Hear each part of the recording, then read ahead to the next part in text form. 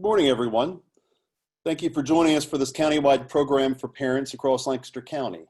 My name is Mike Licklider, and I serve as the superintendent of Penn Manor School District, and I'm here today to represent the 16 school superintendents across Lancaster. First, this program was developed for parents across Lancaster in conjunction with all 16 public school districts. We have also made sure we shared this information with non-public schools across Lancaster. We want this to be just for all parents who are sending children back to school this fall. I'd like to thank a number of organizations for their cooperation and assistance. First, we'd like to thank Penn Medicine Lancaster General Health, who has partnered with all 16 school districts to deliver programming for parents and school employees in preparation for the unique circumstances caused by the pandemic that faces us for the 2020-2021 school year. Penn Medicine Lancaster General Health is also partnering with school districts to help provide medical advice and working with us with contact tracing as well.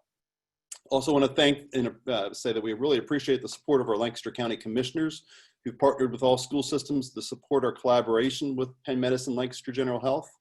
The county commissioners have dedicated federal CARES funding to help underwrite this partnership. Finally, we'd like to thank the Lancaster Chamber for their work in helping to develop the programming today for parents, school employees, and businesses across Lancaster. Just some record-keeping items as we move forward. If during the session you have any questions for the presenter, please post them in the chat box. At the end of her presentation, we'll come back and answer some of those questions for you. Today's program is entitled Strategies to Keep the Calm in Difficult Times. So thank you, Liz, for joining us. And a little bit on our presenter. Liz Krantz is an educator with 23 years of experience as a classroom teacher in both public and private school settings. Her current roles include being a health educator for Penn Medicine Lancaster General Health and a math support teacher in the Conestoga Valley School District, partner to her husband Dave and mother to 2 sons. Liz is a mindfulness practitioner in her personal life and has facilitated mindfulness programs for grades 1 through 6. Liz is a wellness advocate and is excited to share this webinar with you today. So with that, Liz, we'll turn the program over to you. Wonderful, thank you so much. And welcome everybody, and thank you for tuning in today. As you just heard, I wear many hats, and 2 of those are being a parent and being an educator. So I well understand at least some of what you're going through right now. And what I do know is that we are starting a school year in a way we've never begun it before. And we're coming through a time of uncertainty that's continuing. So what do we know? Well, we know it's August, and we know that usually this means we are getting back to really familiar routines. We're helping our children to prepare for a school year by buying school supplies or getting school clothes ready because they've grown from last year. We're getting them ready to go to bed earlier so they're prepared for getting up earlier in the morning to get to school. But this year, this year is totally different. And here we are, together, alone, together. So no doubt, we are going through this period of time together. And yet for each of you, you have your own unique experience of grappling with COVID-19 and navigating your way through this time. What I'm hoping is that we can talk about and practice actually today some different strategies that do help keep the calm. And so with that in mind, I would just like to ask those questions. How do we do this? How do we help our children? How do we help ourselves manage difficult emotions? How do we take care of everyone? And the first place we're going to stop today is taking care of ourselves. So I know that number one, we are all feeling different emotions around this, and many of those may be emotions we don't wish to feel. Number 2, those feelings might be changing moment to moment or even day to day. And number 3, as a parent, we are also helping our children to navigate their emotional life, which also may be like a roller coaster right now. So the 3 things we're going to focus on and practice today are mindfulness. We're also going to talk about the pillars of wellness and also control, the issue of control, and what does it look like and feel like to be in control. So beginning with our brains and our bodies are complex and pretty wonderful and fascinating. There are three main areas, though, we really want to think about when we're talking about coping with stress and uncertainty. And the first area is the prefrontal cortex. So the prefrontal cortex is that area of our brain that allows us to make good decisions. We do much of our planning and organizing here. It's responsible for emotional regulation and balance in the body with our emotions. And it's also closely linked to being able to learn and take in information. The amygdala sometimes is referred to as the reptile brain because it is a more primitive portion of our brain, and it's responsible for our stress reactions. So fight, flight, freeze, those responses when we have stress, all of those are being controlled by our amygdala. And the third area is the hippocampus. And the hippocampus is responsible for being able to recall information and store information. And one of the things we know is that stress and coping with uncertainty and long-term stress, it inhibits both storing and recalling information.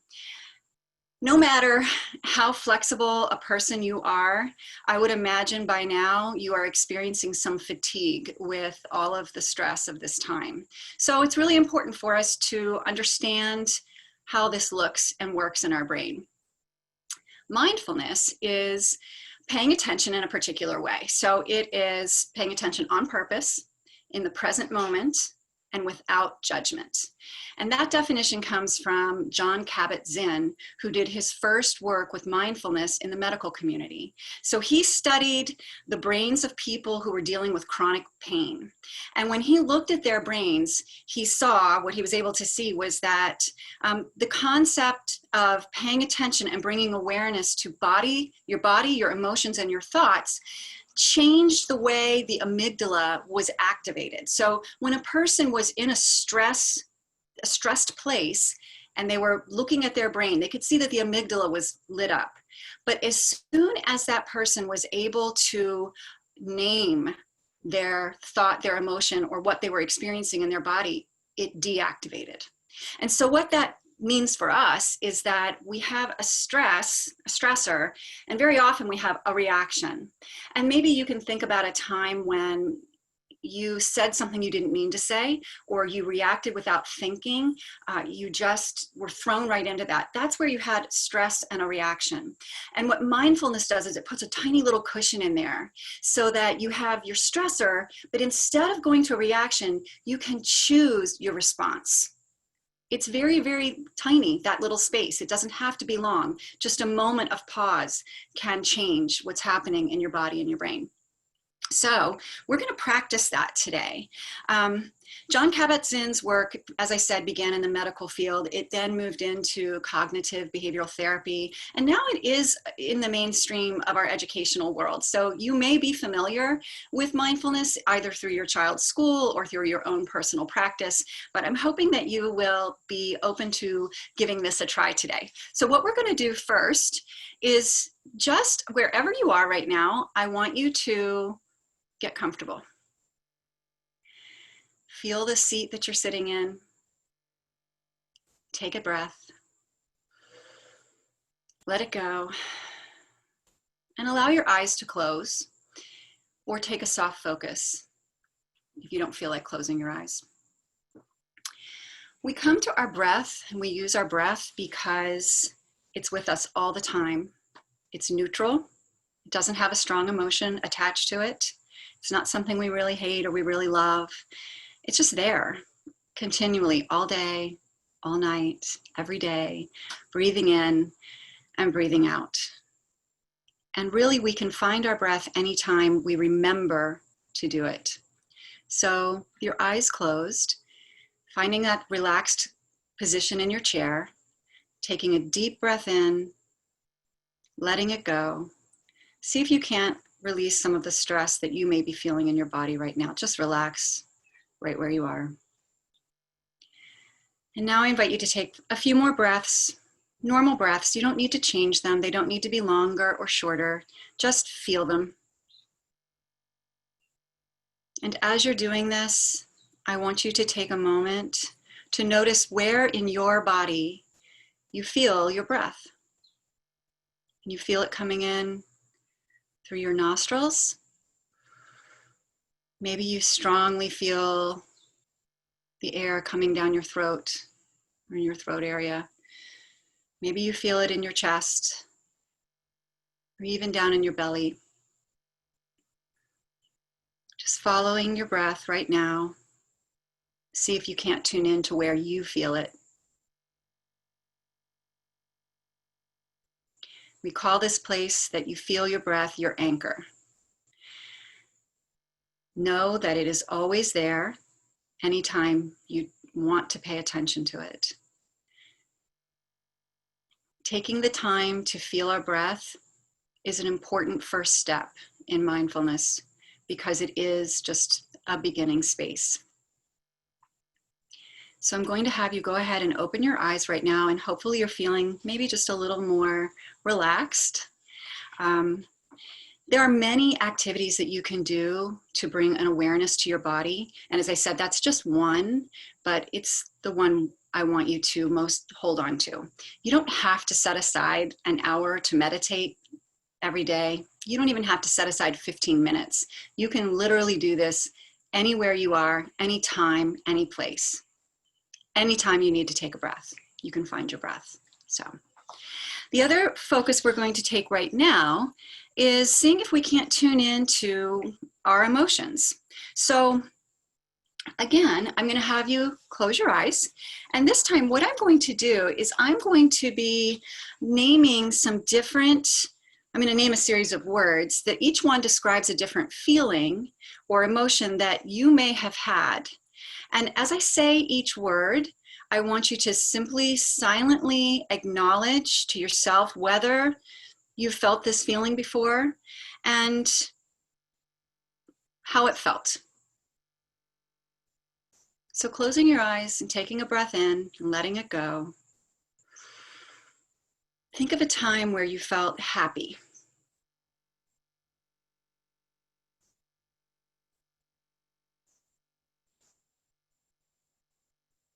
Restless.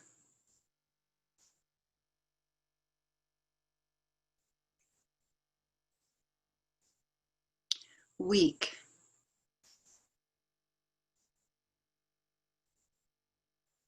Worried.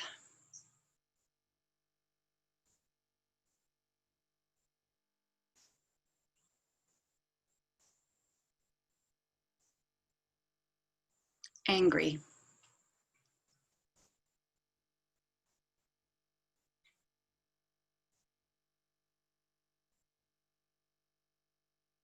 Sad.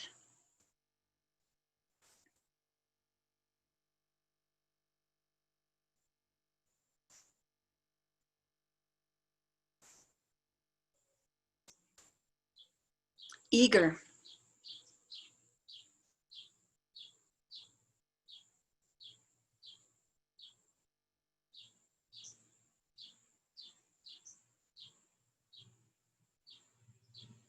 Lonely.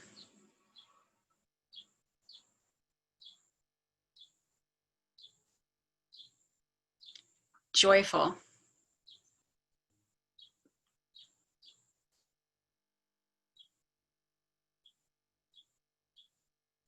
Peaceful.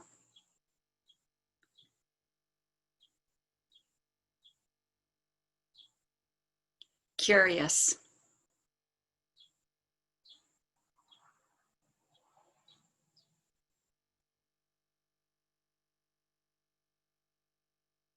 Mischievous.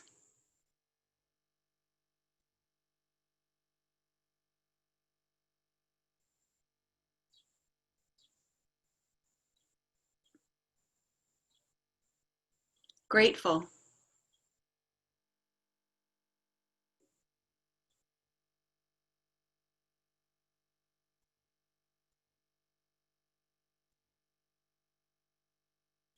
Strong.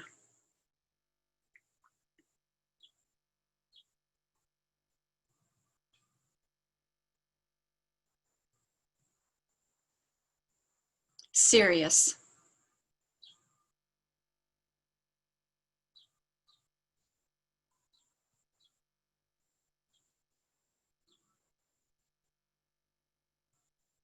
special,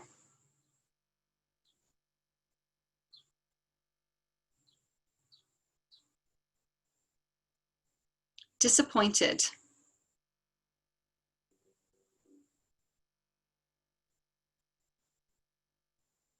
loving.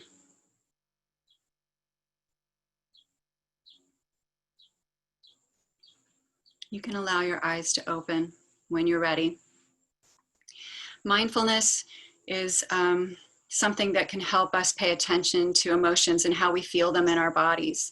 When we feel big, strong emotions, often we can feel almost knocked to the ground, like one of those blow up things that has sand in the bottom, you know, that you knock it down and it bounces back up and wobbles.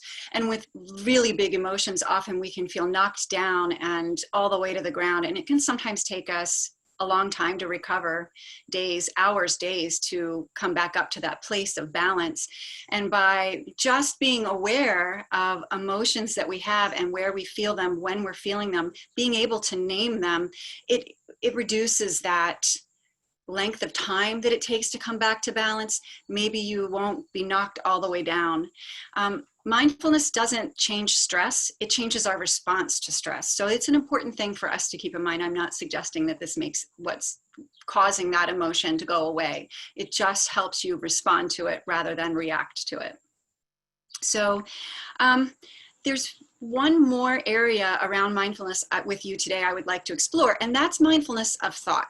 So very often when we do take the time to get still, and this may have happened to you even just through these two little exercises we've done, our minds become very active. Especially as adults, we have a lot on our minds. And so when we slow down and we get still, all of a sudden the mind sees its opportunity to go, ah, did you remember to do that? Or, oh, you know what? I'm kind of worried about this and I forgot to get an answer. So very often, whether it's a to-do list or maybe it's feelings or things pop up for us.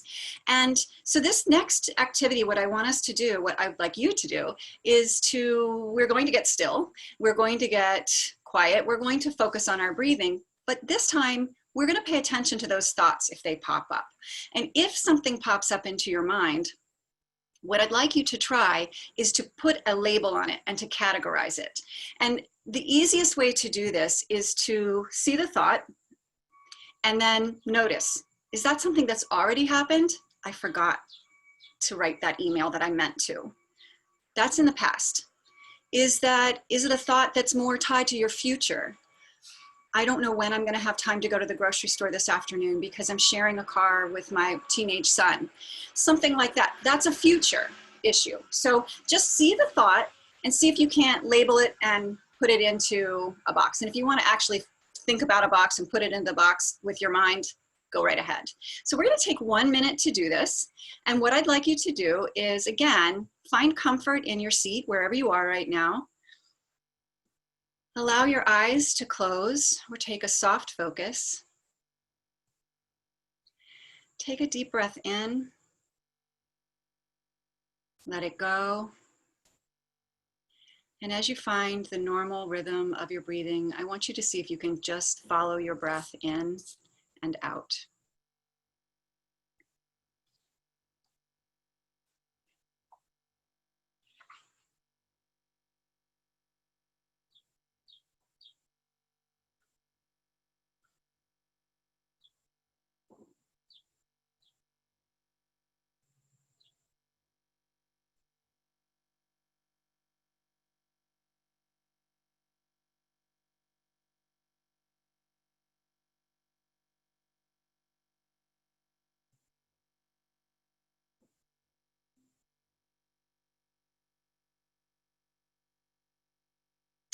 Allowing your eyes to open again. I just want you to think back, those 3 exercises we just did were all around mindfulness, bringing attention right now in the present moment without judgment to what you were thinking, feeling, physically and also any emotions. Whether you feel like that was successful or not, doesn't matter. Please don't judge yourself about this. It's something that sometimes feels easy and sometimes feels hard. And it's really something that you can do even just for these few minutes that can make a difference. It's a simple practice. That's a good one. So we're going to shift into the pillars of wellness right now. So as human beings, we're called upon and counted on to do a lot, especially as parents, especially right now. So how do we do all of these things? Because we're not really human doings, we're human beings. So how do we be and stay healthy? And how do we thrive while we're doing all the things we're called on to do? I'm going to suggest to you and invite you to consider 5 different pillars of wellness. Now, each of these is something all of us do in one way or another. I'm going to have you again, you may close your eyes if you would like to during this time as you concentrate on this, because I'm going to name each pillar and have you just think about how it relates to you in your life. So again, really no judgment here. I just want you to check in with yourself about each pillar and think about what you do around this. So the very first pillar is rest. There's rest at night through rejuvenating sleep. There's also rest during the day in the form of taking pause. So I want you to just think about that as that relates to your life.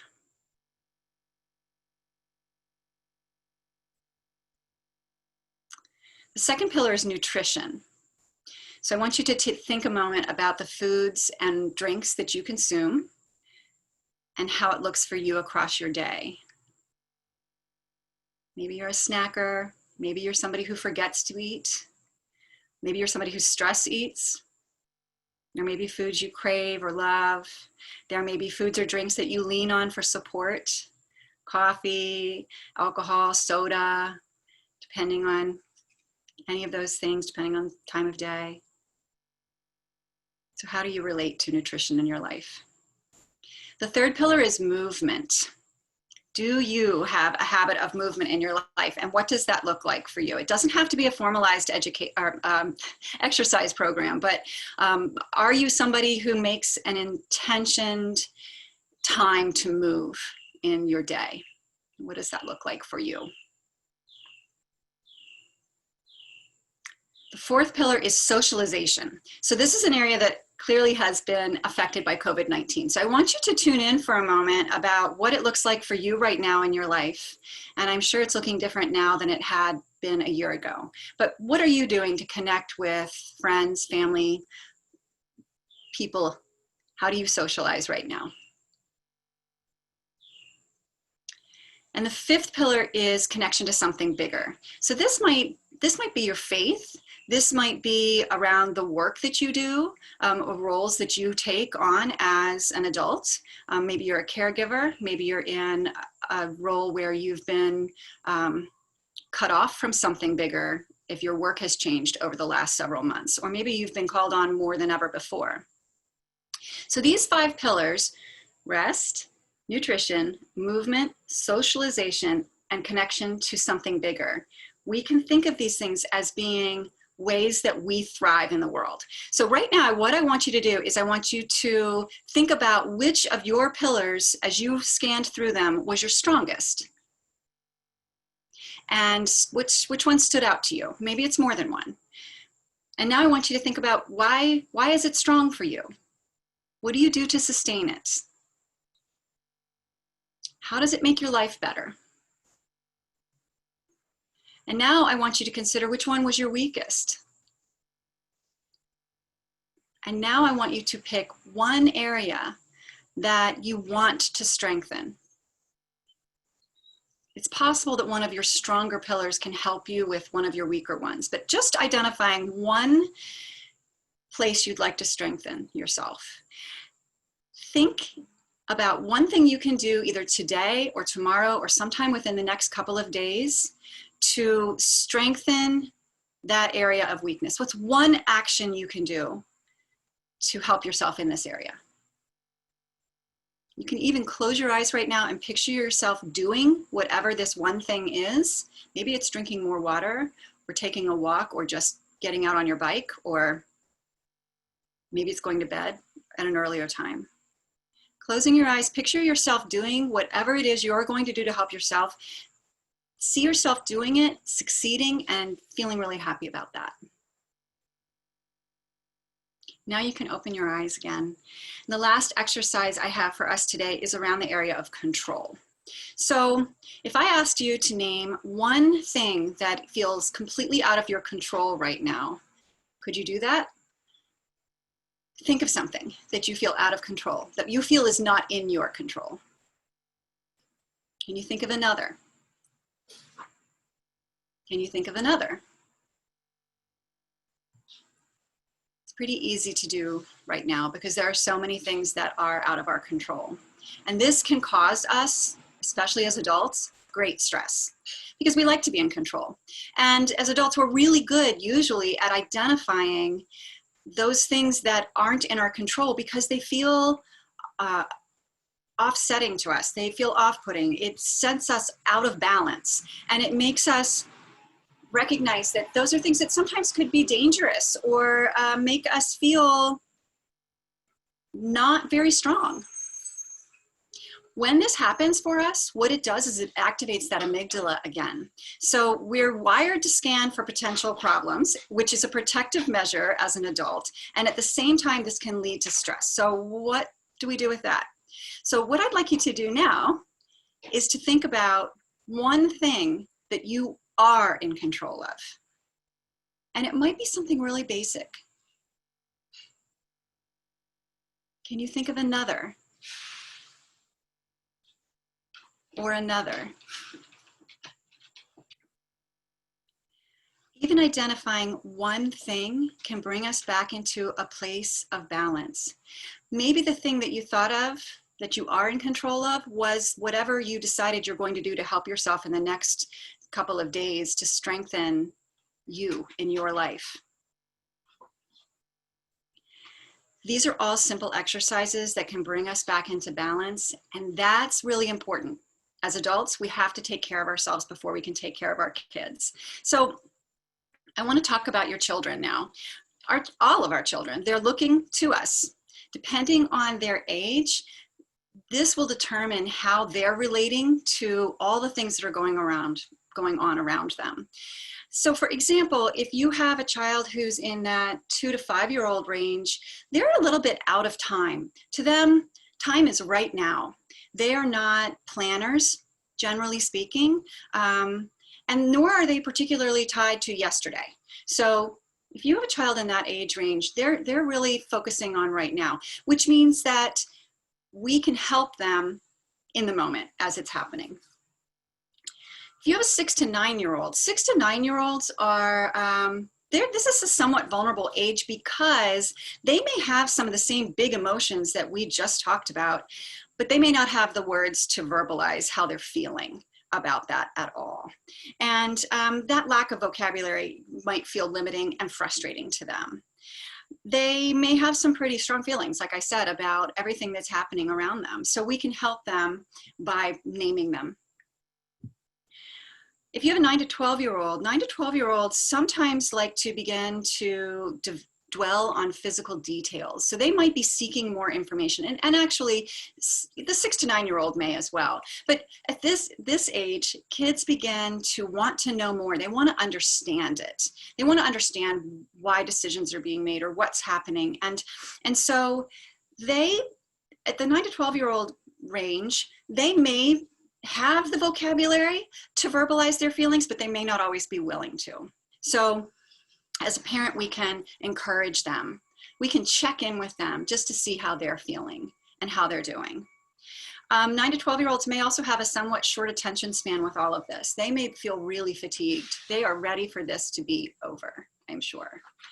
And 13 to 18 year olds are also a really interesting time.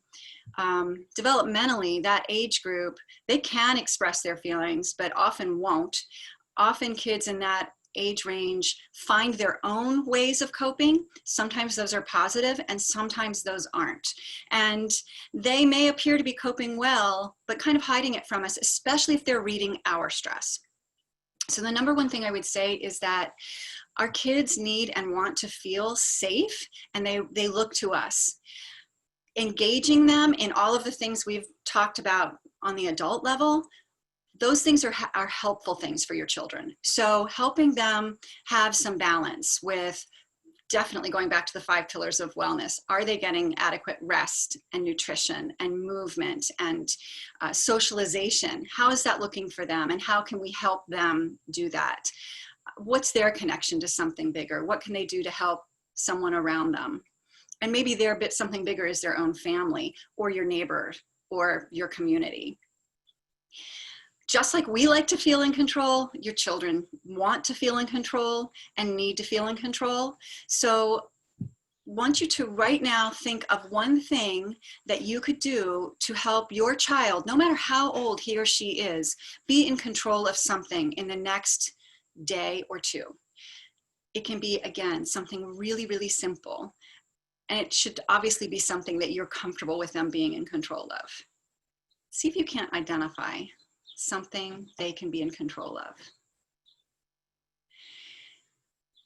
Talking with your kids, really limiting their exposure to all of the news, the craziness of the news. And I am not at all suggesting that the news is not important or that we shouldn't be watching the news or anything like that. I just want you to understand that when those things can really brew in your child, and it's important for us to check in with them and make sure that we're giving them an opportunity to express how they're feeling.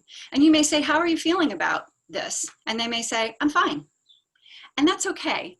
You don't need to pick it apart or anything else, but just giving them the opportunity to know that they can talk about it with you. Last thought I have for you today is this rubber band. So we all know what a rubber band does. It's very resilient. It stretches when it needs to. It naturally goes right back to its natural state when we let it go.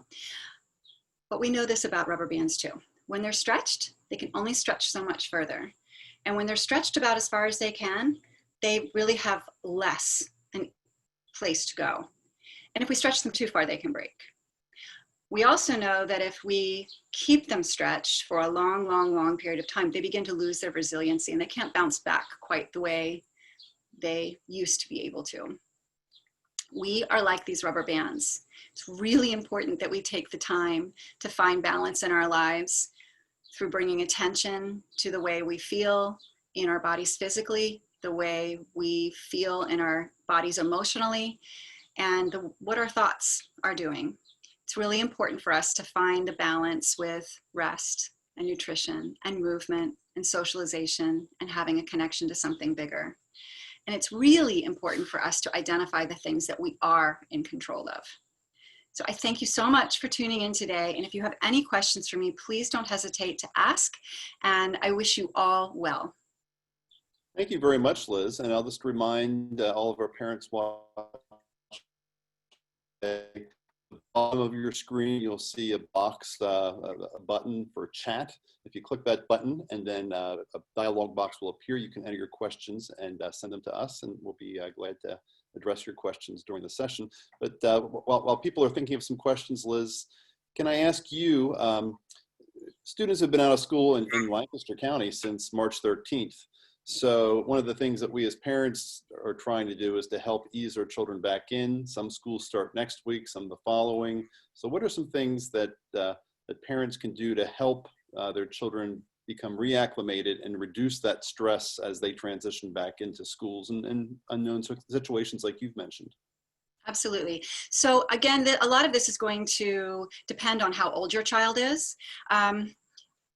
However, no matter how old your child is, what's really important is helping them be able to transition back into that structure of school, because school is a very structured environment. And whether your district is doing hybrid or you're doing something full on live or you're doing it all online, you're still going to need that structure. So I would start with just conversations about it. If you haven't already had those conversations, helping your child identify what helps them work best at home.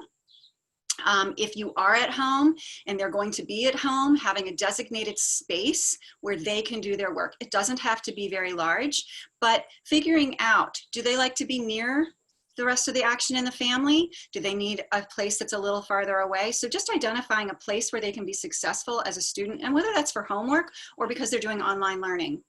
What's that going to look like for you? The other thing I would really recommend is trying to help them get into that bedtime routine.